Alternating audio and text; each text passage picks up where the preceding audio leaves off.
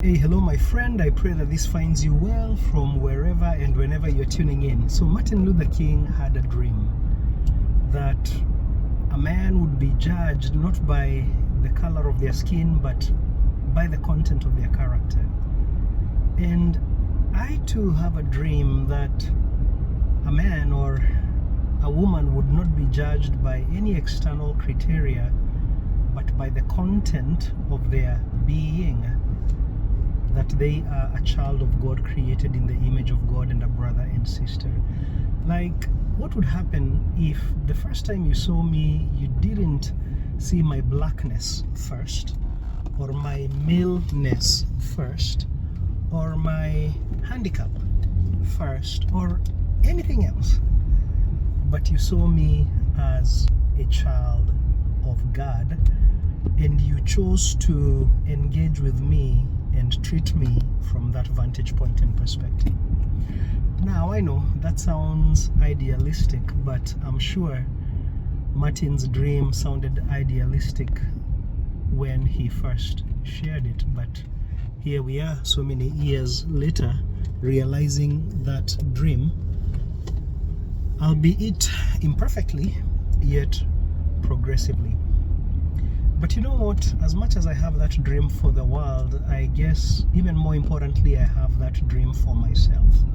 I'm just like you. I have prejudices. I prejudge people, and sometimes it's conscious, sometimes it's unconscious, and sometimes that's the product of things that I've heard about other people, or the way other people have been portrayed by the culture or by the media, or maybe my own experiences with people from certain groups that maybe have further embedded maybe the prejudices that I already had.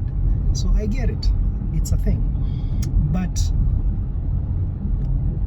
I am choosing with every person that I meet that the first thing I say to myself, because you do realize that when you first meet somebody, you say something to yourself about that person, whether it's consciously or unconsciously or subconsciously.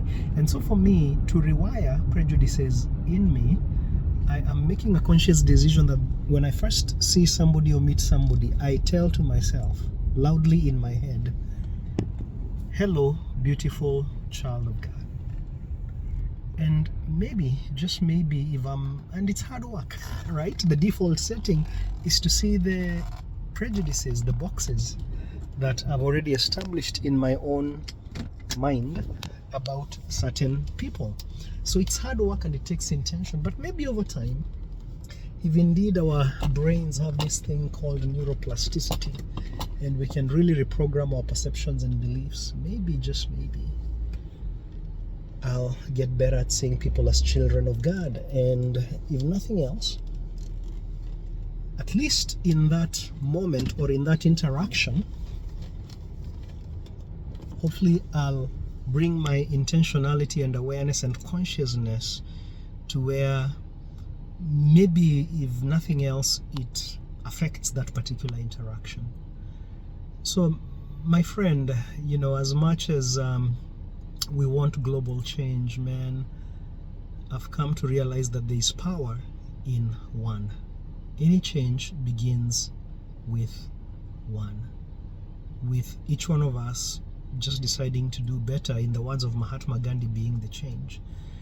And I have one last thought for you. Maybe you might be thinking to yourself, there's no way I can bring myself to treating this person. You fill in the blank, a white person as an equal, a straight person as an equal, a Christian as an equal, a Muslim as an equal, a Democrat as an equal.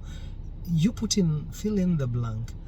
But I want to challenge you and remind you that the God of the universe doesn't see us based on any external characteristics or even based on our flaws. And he sees and knows us in every way. He sees everything about us. He knows everything about us, yet he chooses to look at us through the lens of his image in us. When he died on the cross, he saw you and me not in the context of our mistakes, but the image of him in us, and he chose to die.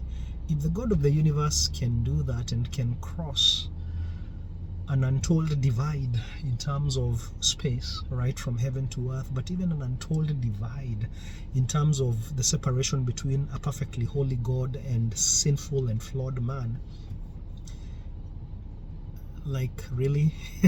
Unless our standards are higher than God's, we have no reason why we cannot do the same. But I think even more importantly, he shows us that we too have the capacity to do the same if we choose to. So that's my dream, my friend, and I'm trying to live it, albeit imperfectly. And again, there's power in one, and who knows, maybe you can join me in doing the same in your corner of the world. And if the world is, we're so interconnected that something that happens right here affects everything else in the world. And who knows, maybe just that small change by you and by me in our own corners of the world will somehow, even if insignificantly by human terms, in God's eyes will make the world a better place. So that's it, my friend. Blessings, and what's your dream? Dream on.